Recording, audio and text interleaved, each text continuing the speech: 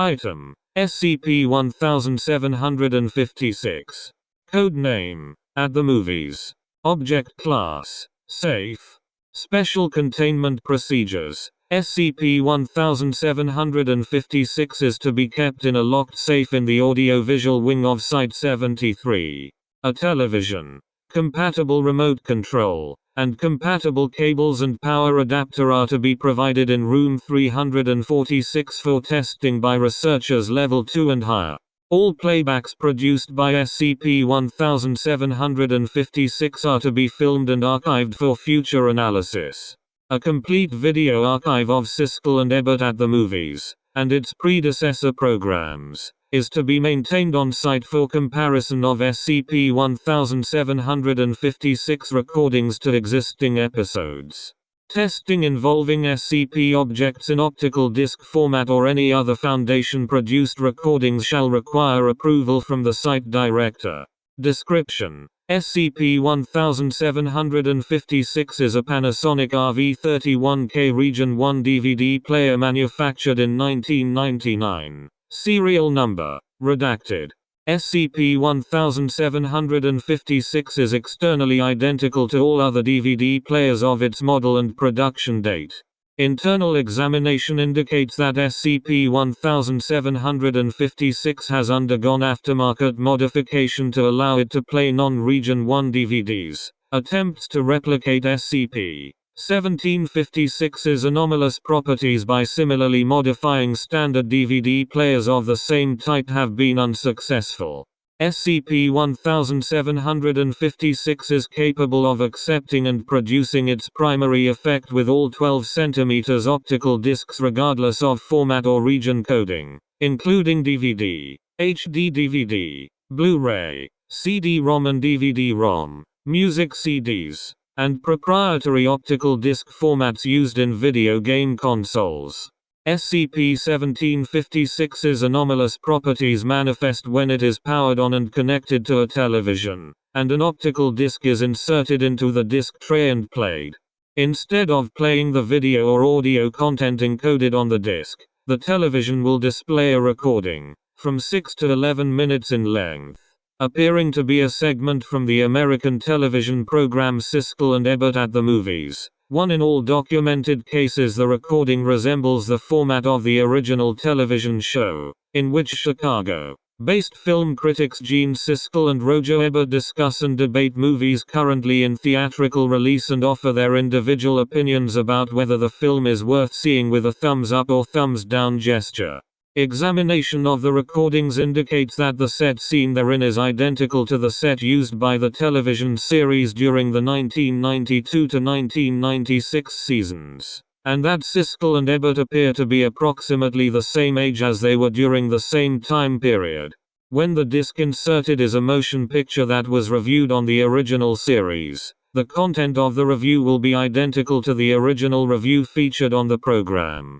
When the content of the disc is a movie not featured or released after Siskel and Ebert's deaths in 1999 and 2013, respectively, is a visual recording other than a theatrically released motion picture, for example television shows, news broadcasts, amateur films or home movies, video games, etc., or is not a visual recording at all. An original recording will be produced in which Siskel and Ebert review the material as if it were a theatrically released motion picture.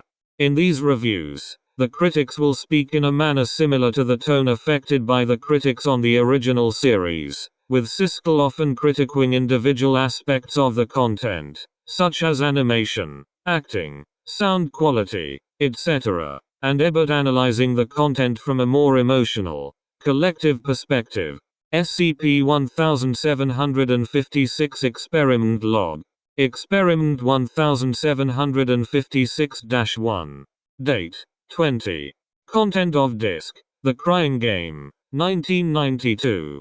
Summary of recording: identical in content to original series review. Experiment 1756-3. Date: 20.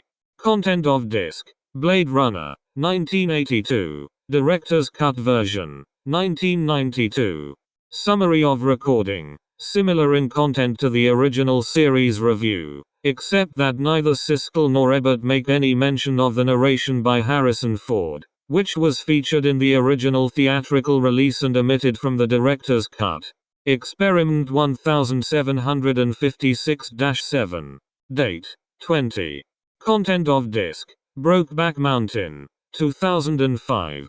Summary of recording: the film receives praise from both critics, with Ebert's comments largely resembling his published 2005 review of the film and Siskel making note of director Ang Lee's cinematography and declaring that star Heath Ledger has a long and promising career ahead of him. Both critics give the film a thumbs up. Experiment 1756-1717. Date: 20. Content of disc: a 1999 episode of At the Movies in which Ebert paid tribute to Gene Siskel following his death that year, including footage from Siskel's memorial service.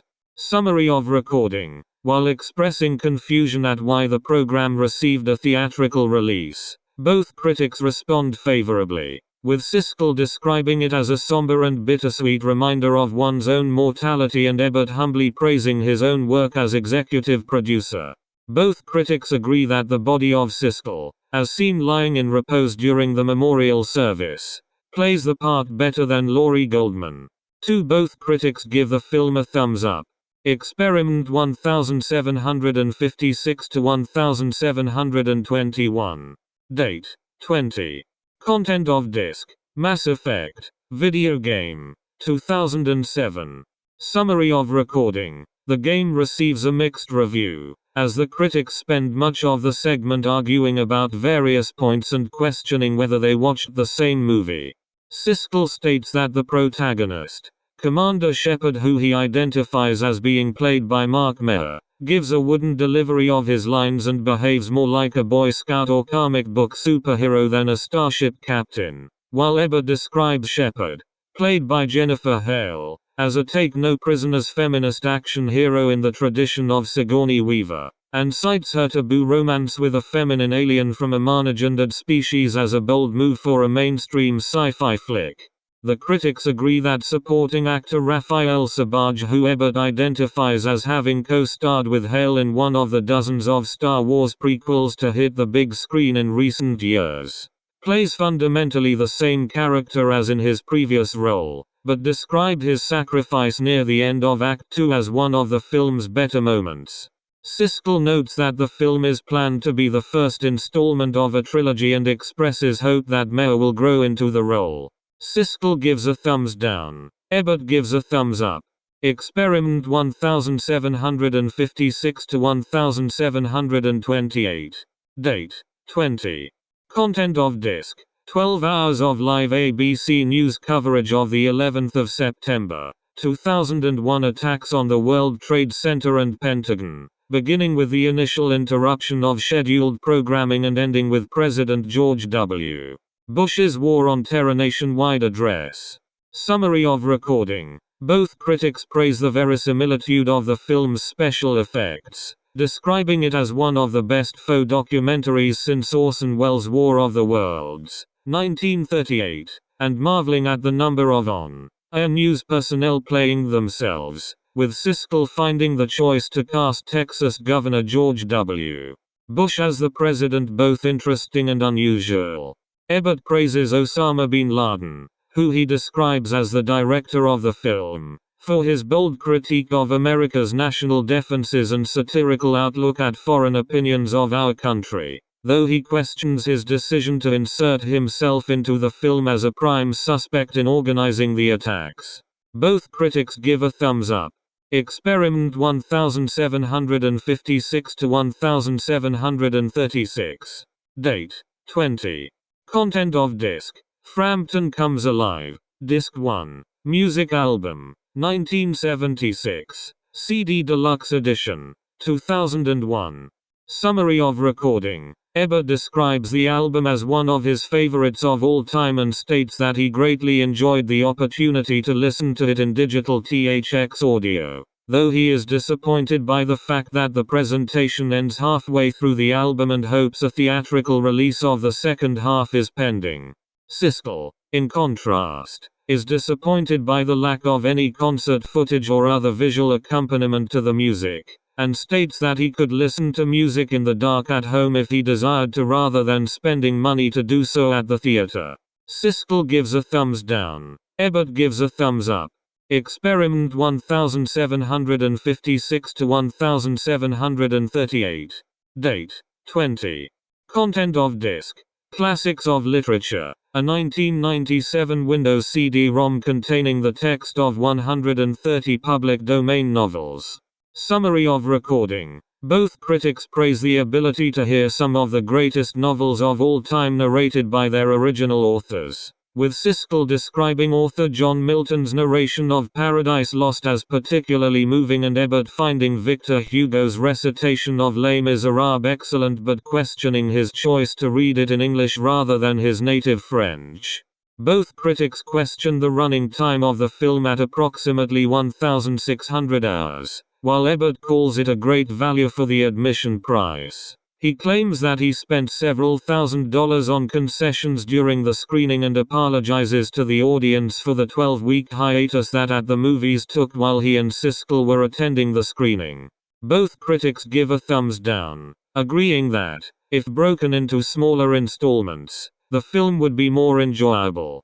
Experiment 1756 to 1741.